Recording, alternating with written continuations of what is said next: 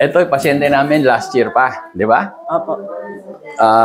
Mga dumating ka sa amin, mga August siguro. October 5 po. October 5. Ang issue niya, nung umano, para saan sinasakal. Parang hirap huminga, di ba? Parang ganon, hirap huminga. Ngayon pala, may ano siya dito, goiter o thyroid issue, di ba? Na cancerous. In-advise sa kanya, operahan. Sumangguni siya sa akin. Dahil may nag-recommenda sa inyo. Hindi naman kayo ang pasyente ko noon. Opo, si Joel. Joel, di ba? Oo. Nirekomenda ako. O ngayon, ang ano niya, tingnan nyo ha, sa thyroid ha. Ang thyroid, yung sinasabi nating T3, T4. Okay ha? Ito. Ayan po yata. Ito. Ha?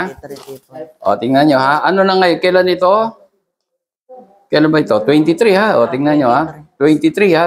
9/27, September 27 ha. Itong taon na to. O, yun o. T3. Ang reference, 1.2 tsaka 4.1. Naging 3 na lang. Nasa gitna na. 3 na lang, di ba? Ang resulta niya. O, T4 naman, 7.2 hanggang 17.2. O, 10.6 ang ano. Di ba? So, mababa na. O, di ba? O, tingnan pa natin yung ibang ano niya. HbA1c, o, sa sugar ito. O, okay naman, normal, ano? Ito na yung testing nyo ngayon, di ba? Opo, yan na po yun. O, halos normal lahat, o. Hematocrit, hemoglobin. Kasi noon, medyo maputla siya ng konti, di ba? Noon dati, maputla ka ng konti, di ba? O, ngayon, pumula na yung labi niya, no? Kasi may ano sa thyroid, eh. O, red blood cell, tingnan natin. Ang result, 4.6, ano? O, normal siya, female, ano? Ang galing, ah. Ganda, ah. White blood cell, 5.0, o, normal.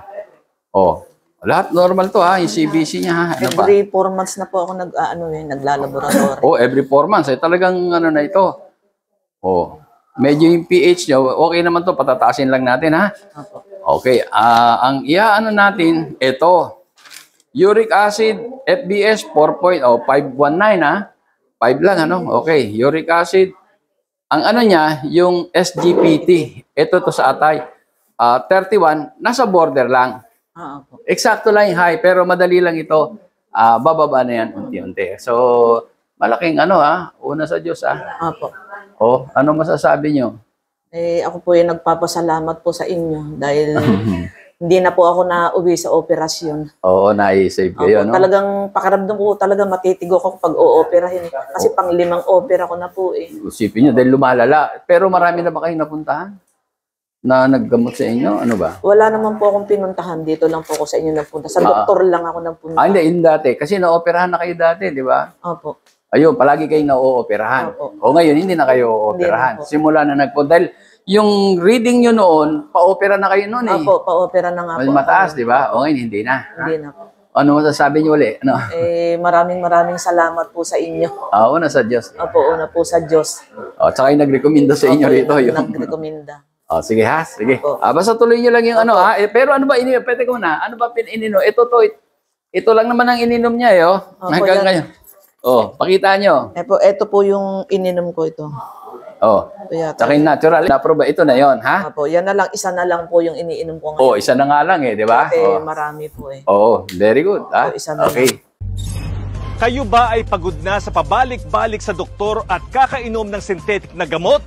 Abay tara na sa Aviso Wellness Center at alamin ang natural healing power of the body. JR Lowy. Ang lahat ng tao ay nabiyayaan ng natural healing power. Ito ang prinsipyo na pinalalaganap ng Aviso Wellness Protocol na pinangungunahan ni Engineer Ismael Aviso.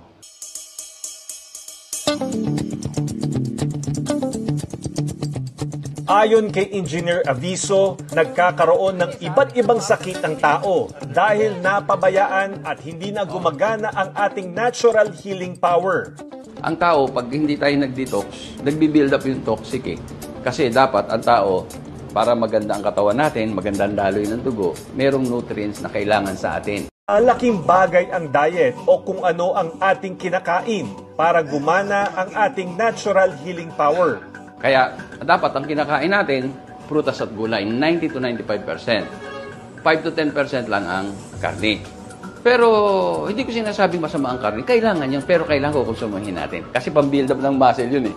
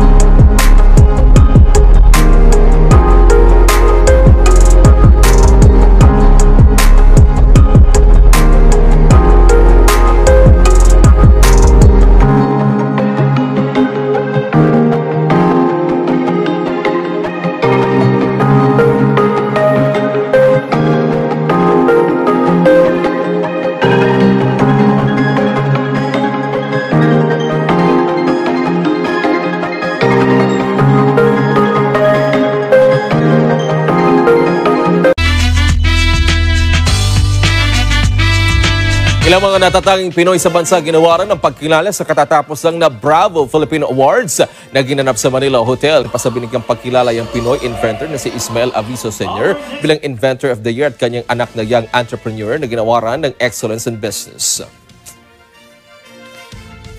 First of all, I'm very thankful na binigyan tayo ng pagkakataon ni Bravo Filipino na maging part of awardee of this year to be Excellence in Business. So I'm very happy na nakasali yung business namin dito. Nagpapasalamat ako maraming. Una sa Diyos, siyempre. Pangalawa, sa mga organizer nito, nakilala nila yan. Lalo-lalo na sa panahon ng pandemic. Ano?